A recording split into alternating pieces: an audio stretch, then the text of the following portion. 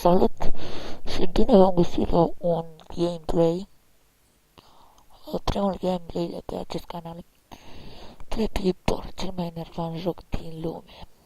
Așa, după cum v-am zis, joi eram liber, așa că v-am modific și zic că joi postăm câte un gameplay. Așa să începem.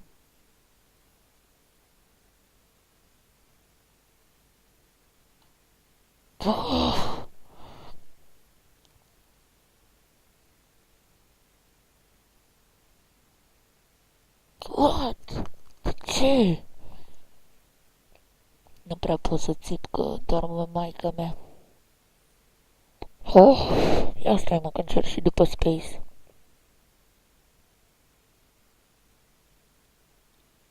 De ce?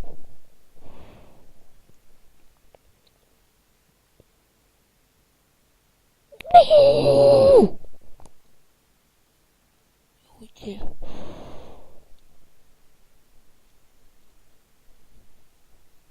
LOL!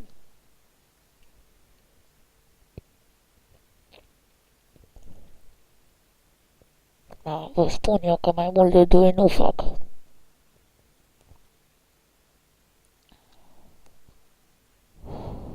De capul meu. No, vedeți?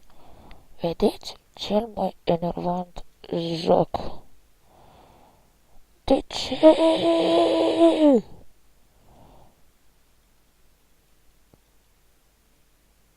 Pentru ce le-au dat Dumnezeu păsărilor aripi? Nu ca să zboare. Nu înțeleg. Asta e tocmai păsăroiul și nu știe să zboare. LOL. Trebuie să... Trebuie să dau eu space de multe ori. Ah.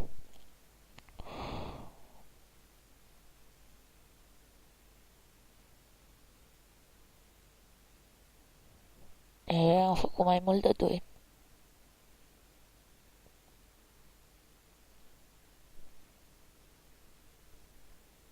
Da.